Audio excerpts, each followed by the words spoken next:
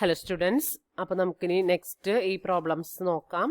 Ratio ടെസ്റ്റിൻ്റെ problems ആണ്, root ടെസ്റ്റിൻ്റെ problems ആണ്.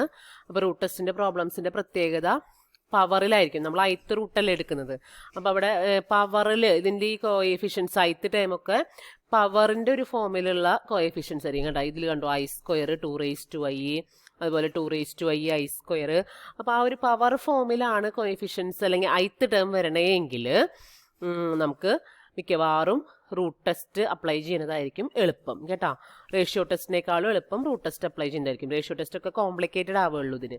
അപ്പോൾ ഏത് സീരീസിന് ഏതാണോ സ്യൂട്ട് ആവുക ആ മെത്തേഡ് നമ്മൾ ഐഡൻറ്റിഫൈ ചെയ്യുക എന്നുള്ളതാണ് ആദ്യത്തെ പ്രോസസ്സ്.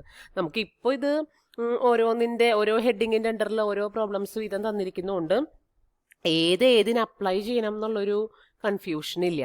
റേഷ്യോ ടെസ്റ്റിൻ്റെ അണ്ടറിൽ അതിനെ പറ്റിയ പ്രോബ്ലംസ് തന്നിട്ടുണ്ട്, റൂട്ട് ടെസ്റ്റിൻ്റെ അണ്ടറിൽ അതിനെ പറ്റിയ പ്രോബ്ലംസ് തന്നിട്ടുണ്ട്, ഇൻ്റഗ്രൽ ടെസ്റ്റിൻ്റെ അടിയിൽ അതിനെ പറ്റിയ പ്രോബ്ലംസ് തന്നിട്ടുണ്ട്. ടെക്സ്റ്റിൽ അങ്ങനെയാണ് തന്നിരിക്കുന്നത്.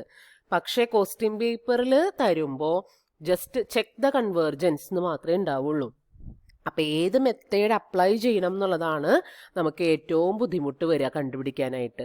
അപ്പോൾ അതുകൊണ്ട് നിങ്ങൾ പ്രോബ്ലംസ് പഠിക്കുമ്പോൾ ഓരോ ഹെഡിങ്ങിൻ്റെ അണ്ടറിലുള്ള പ്രോബ്ലംസ് പഠിക്കുമ്പോഴും അതിൻ്റെ പ്രത്യേകതകളും കൂടി ഒന്ന് ഓർത്ത് വയ്ക്കാൻ പറ്റി കഴിഞ്ഞിട്ടുണ്ടെങ്കിൽ നല്ലതാണ്. അപ്പോൾ അതുകൊണ്ടാണ് ഞാനിത് പറഞ്ഞത്. പവർ ഫോമിലുള്ള ഒരു പ്രോബ്ലമാണ് ith ടൈം ആണ് എങ്കിൽ അതിന് റൂട്ട് ടെസ്റ്റ് ആയിരിക്കും മിക്കവാറും യോജിക്കുന്നുണ്ടാവുക. അപ്പോൾ അത് ഏത് മെത്തേഡ് ഇതിന് അപ്ലൈ ചെയ്യണം എന്നുള്ളത് നമ്മൾ ഡിസൈഡ് ചെയ്യേണ്ടി വരും. അത് പ്രോബ്ലം കണ്ടാലേ നമുക്ക് പറയാനായിട്ട് പറ്റുള്ളൂ. ചിലപ്പോൾ ഒരെണ്ണം വിചാരിച്ച് നമ്മൾ ചെയ്തു വരുമ്പോൾ ചിലപ്പോൾ കംപ്ലീറ്റ് ചെയ്യാനായിട്ട് നമുക്ക് പറ്റിയെന്ന് വരില്ല. അപ്പോൾ എളുപ്പത്തിൽ ചില ടെസ്റ്റുകൾ അപ്ലൈ ചെയ്യുമ്പോൾ നമുക്ക് എളുപ്പത്തിൽ ആൻസർ കിട്ടും.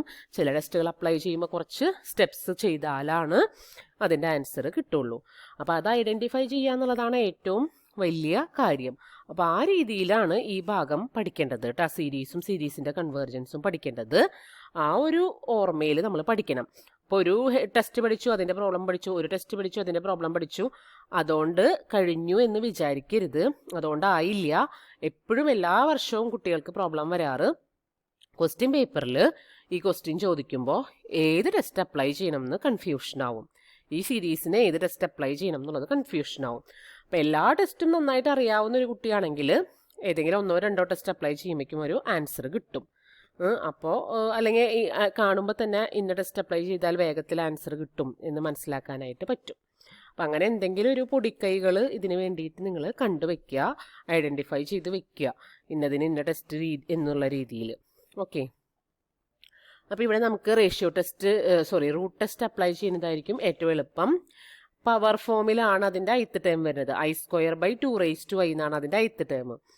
അപ്പോൾ നോക്കി, limit I tends to infinity ith root എടുക്കുന്നതിന് പകരമാണ് ഇവിടെ നമ്മൾ റൂട്ടിൻ്റെ ഉള്ളിൽ I എന്ന് എഴുതിയിരിക്കുന്നത്. ക്യൂബ് റൂട്ടാണെങ്കിൽ ഇവിടെ റൂട്ടിൻ്റെ ഉള്ളിൽ ക്യൂബ് എഴുതില്ലേ, സ്ക്വയർ റൂട്ടാണെങ്കിൽ ഇവിടെ റൂട്ടിൻ്റെ ഉള്ളിൽ സ്ക്വയർ എഴുതില്ലേ, 2 എഴുതില്ലേ. അതുപോലെ ith റൂട്ട് ആയതുകൊണ്ടാണ് ഇവിടെ റൂട്ട് ith റൂട്ട് എന്നുള്ള രീതിയിൽ എഴുതിക്കുന്നത്. I²/2⁻⁰ that is equal to limit I tends to infinity ith root of I²/ith root of 2⁻⁰. അപ്പം ഞാൻ ഒരു കാര്യം പറയട്ടെ, ഇങ്ങനെ നിങ്ങൾക്ക് എഴുതുമ്പോൾ കാൽക്കുലേഷൻ ചെയ്യാൻ ബുദ്ധിമുട്ടായിരിക്കും. അപ്പോൾ ഇതിൽ എഴുതിക്കുന്ന പോലെ എഴുതണം എന്ന് നിർബന്ധമില്ല. ഇതുപോലെ എഴുതിയിട്ട് ഈ ആൻസറിലേക്ക് എത്താൻ നിങ്ങൾക്ക് ബുദ്ധിമുട്ടായിരിക്കും. അപ്പോൾ അതുപോലെ എഴുതണം എന്ന് നിർബന്ധമില്ല. നിങ്ങൾ എഴുതുമ്പോൾ ഇങ്ങനെ എഴുതിയാൽ മതി. ith റൂട്ട് ഓഫ് I² എന്ന് പറഞ്ഞാൽ ഈ സ്ക്വയർ റൂട്ട് എന്ന് പറയുമ്പോൾ നമ്മൾ എന്താ എഴുതാറ്, raised to 1/2 അല്ലേ. ക്യൂബ് റൂട്ട് എന്ന് പറയുമ്പോൾ നമ്മൾ എന്താ എഴുതാറ്, raised to 1/3 അല്ലേ. അതുപോലെ ith റൂട്ട് എന്ന് പറയുമ്പോൾ raised to 1/i, നമ്മുടെ ടെസ്റ്റിൽ പറയുന്ന പോലെ തന്നെ raised to 1/i എന്ന് എഴുതിയാൽ മതി. അപ്പോൾ കാൽക്കുലേഷൻ എളുപ്പത്തിൽ ചെയ്യാം. അപ്പോൾ ഇതിൻ്റെ ith റൂട്ട് എന്നുള്ളത് അടുത്ത സ്റ്റെപ്പ് എഴുതുമ്പോൾ നിങ്ങൾ ഇത് എഴുതാതെ ഇത് മാറ്റിയിട്ട് ഇങ്ങനെ എഴുതാം. Limit I tends to infinity I²1/i divided by 2⁻⁰i എന്ന് എഴുതാം. അപ്പോൾ കുറച്ചുകൂടെ ക്ലിയർ ആയിട്ട് നമുക്ക് ഉത്തരം കണ്ടെത്താൻ പറ്റും. അപ്പോൾ ഞാൻ പറഞ്ഞു തരുന്ന പോലെ നോട്ടിൽ എഴുതാം കേട്ടോ. അപ്പോൾ ഇതങ്ങനെ എഴുതാം. അങ്ങനെ എഴുതി കഴിയുമ്പോൾ ഇത് എന്താവും, I²2/i. ഇവിടെ 2⁻i × 1/i ചെയ്യുമ്പോൾ അത് 1 ആയി പോവും. പവറുകൾ തമ്മിൽ മൾട്ടിപ്ലൈ ചെയ്യുമ്പോൾ അത് 1 ആയി പോവും. ബാക്കി 2 ഉണ്ടാവുള്ളൂ. അപ്പോൾ ഇവിടെ ഇതിന് പകരം I² 2/i divided by 2 എന്ന് വരും. അപ്പോൾ limit I tends to infinity I raise to 2/i divided by 2. അപ്പോൾ ഞാൻ പറഞ്ഞല്ലോ ഈ ith റൂട്ട് എന്ന് എഴുതുന്നതിന് പകരം റേസ് ടു 1/i എന്ന് എഴുതി ചെയ്തു പോവുക. അങ്ങനെ ചെയ്തിട്ടുണ്ടെങ്കിൽ ഇങ്ങനെ എഴുതുന്നേക്കാളും എളുപ്പത്തിൽ നമുക്ക് കാര്യങ്ങൾ വാല്യൂസ് ഏതൊക്കെയാണെന്നുള്ളത് മനസ്സിലാക്കാനായിട്ട് സാധിക്കും. അപ്പോൾ നോട്ടിൽ എഴുതുമ്പോൾ ആ രീതിയിൽ എഴുതാം കേട്ടോ. അപ്പോൾ ഐ റേസ് ടു ഇൻഫിനിറ്റി ആണ്, limit I tends to infinity ആണ്. ഇവിടെ റേസ് ടു 2/i ആണ് വരിക കേട്ടോ മറ്റൊന്ന് എഴുതുമ്പോൾ. അപ്പോൾ ഐ അടിയിലായതുകൊണ്ട് ഇവിടെ നമുക്ക് ഐ റേസ് ടു 0 എന്ന് കിട്ടും. ഐ റേസ് ടു 0 1 ആയി പോവും. പിന്നെ അടിയിൽ 2 ഉണ്ട്. അപ്പോൾ മൊത്തത്തിൽ 1/2 എന്നാണ് ആൻസർ കിട്ടുക. 1/2ൻ്റെ വാല്യൂ ലെസ് ദാൻ 1 ആയതുകൊണ്ട് നമുക്ക് എന്ത് പറയാം, ടെസ്റ്റ് വെച്ചിട്ട് റൂട്ട് ടെസ്റ്റ് വെച്ചിട്ട് ദ ഗിവൺ സീരീസ് കൺവേർജസ് എന്ന് പറയാനായിട്ട് പറ്റും. ദിസ് സീരീസ് കൺവേർജസ് എന്ന് പറഞ്ഞ ബിക്കോസ് എന്ന് പറഞ്ഞ് എഴുതണ്ട, നമ്മൾ പ്രോബ്ലം ചെയ്യുന്ന പോലെ തന്നെ ചെയ്ത് നോക്കിയ ശേഷം ലാസ്റ്റ് കൺവേർജ് ചെയ്യുന്നു എന്ന് കൺക്ലൂഡ് ചെയ്താൽ മതി കേട്ടോ. ഇവരെഴുതിയ പോലെ നിങ്ങൾ എഴുതണം എന്ന് നിർബന്ധമില്ല. പിന്നെ ഈ ബ്രാക്കറ്റിൽ എഴുതിക്കുന്ന കാര്യങ്ങളൊന്നും ആവശ്യമില്ല കേട്ടോ, അതൊക്കെ ആവശ്യമില്ലാത്തതാണ്. ഞാൻ ഈ പറഞ്ഞ പോലെ ചെയ്യുകയാണെങ്കിൽ ഈ ബ്രാക്കറ്റിലുള്ള കാര്യങ്ങളൊക്കെ ഒഴിവാക്കാം, നമുക്ക് ഡയറക്റ്റ് കാര്യം മനസ്സിലാവും. അങ്ങനെ ചെയ്താൽ മതി. ഇതിൽ എഴുതിക്കുന്നത് കുറച്ച് കോംപ്ലിക്കേറ്റഡ് ആയിട്ടാണ് എഴുതിക്കുന്നത്. പഴയ ലിമിറ്റും ലോഗിൻ്റെ വാല്യൂ ഒക്കെ വെച്ചിട്ടാണ് കാൽക്കുലേഷൻ ചെയ്തേക്കുന്നത്. അങ്ങനെ നിങ്ങൾ ചെയ്യേ വേണ്ട, ഞാൻ പറഞ്ഞു തന്ന രീതിയിൽ ചെയ്താൽ എളുപ്പത്തിൽ ആൻസർ കിട്ടും. ഓക്കെ, അടുത്തത് sigma I equal to 1 to infinity 2 raised to i by i square ആണ്. Sigma equal to 1 to infinity 2 raised to i by i square. അതും അത് ഈ പറഞ്ഞ രീതിയിൽ ith റൂട്ട് എടുക്കുമ്പോൾ limit I tends to infinity, ഇവിടെ ഞാൻ പറഞ്ഞല്ലോ ഇത് 2 raised to i the whole raised to 1/i വരും. 2 raised ഒരു സ്റ്റെപ്പ് നിങ്ങൾ അങ്ങനെ എഴുതുക. 2 raised to i the whole raised to 1/i. അടുത്തത് i square the whole raised to 1/i വരും. ഇവിടെ അടിയിൽ മുകളിലും താഴെയും raised to 1/i എടുക്കാം. അപ്പോൾ 2 raised to i the whole raised to 1/i i cancel ചെയ്തിട്ട് 2ൻ്റെ പവറിൽ 1 വരും. 2 raised to 1 that is 2 തന്നെ കിട്ടും. ഇവിടെ i raised to 2/i എന്ന് വരും. i raised to 2/i എന്ന് വരും.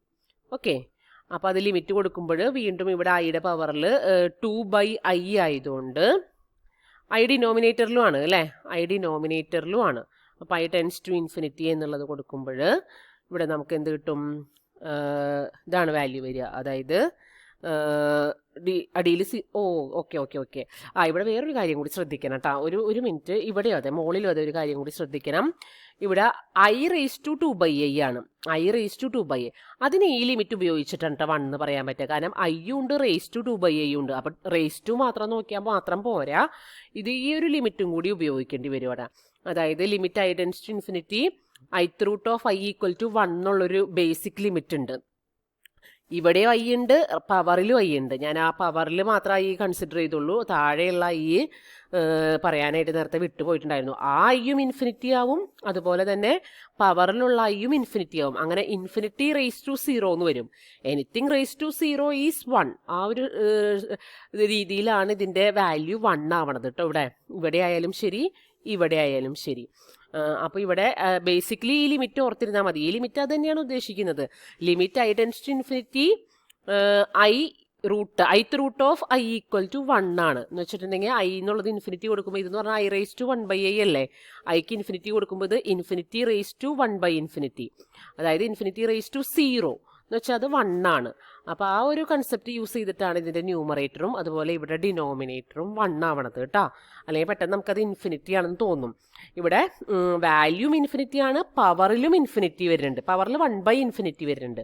1/infinity 0 ആണ്. അപ്പോൾ ഇൻഫിനിറ്റി റേസ് ടു 0 വരും. ആ ഇൻഫിനിറ്റി റേസ് ടു 0 ആണ് പിന്നെ ഇവിടെ 1 ആവണത്. അല്ലെങ്കിൽ പിന്നെ ഈ ലിമിറ്റ് ബൈ ഹാർട്ട് ചെയ്ത് വെക്കുക. Limit I tends to infinity ith root of i equal to 1 എന്നുള്ള ലിമിറ്റ് ബൈ ഹാർട്ട് ചെയ്ത് വെച്ചിട്ടുണ്ടെങ്കിൽ ഇവിടെയുണ്ട് ഒരു ith റൂട്ട് ഓഫ് i. എനിക്ക് തോന്നുന്നു അതിലും എളുപ്പത്തിൽ നിങ്ങൾക്ക് ഓർത്തിരിക്കാൻ പറ്റുക ലിമിറ്റ് ഡയറക്റ്റ് സബ്സ്റ്റിറ്റ്യൂട്ട് ചെയ്തിട്ട് infinity raise to 1/infinity, that is infinity raise to 1/c, infinity raise to 0. Infinity raise to 0 means 1. Anything raise to 0 is 1. അങ്ങനെ ഇത് 1 ആയി എന്ന് ഓർത്തിരിക്കുന്നുണ്ടാവും. ഈ ലിമിറ്റ് ചിലപ്പോൾ നിങ്ങൾക്ക് ഓർമ്മ വന്നു വരില്ല. അതുപോലെ തന്നെ ഇവിടെ ആയാലും ഇവിടെ ഐ റേസ് ടു 2/i എന്നാണ് വരിക. ഐ റേസ് ടു 2/i എന്നാണ് വരിക. അപ്പോൾ ലിമിറ്റ് കൊടുത്താൽ ഇൻഫിനിറ്റി റേസ് ടു 2/infinity, അതായത് ഇൻഫിനിറ്റി റേസ് ടു 0 അല്ലേ. Infinity raise to 0 is 1. ആ രീതിയിൽ ആലോചിച്ചാലും മതി. പെട്ടെന്ന് ചിലപ്പോൾ ഈ ലിമിറ്റിനെ ഓർത്തൊന്നും വരില്ല. അപ്പോൾ ഈ രീതിയിൽ ചിന്തിച്ചാൽ മതി കേട്ടോ. രണ്ട് സ്ഥലത്ത് ഐ വരികയാണ് എങ്കിൽ. അപ്പോൾ 2/1 എന്ന് പറഞ്ഞാൽ അത് ഗ്രേറ്റർ ദാൻ 1 ആണ്. ഗ്രേറ്റർ ദാൻ 1 ആയതുകൊണ്ട് തന്നെ അത് ഡൈവേർജൻ്റ് ആണ് എന്ന് പറയേണ്ടി വരും. ഓക്കെ.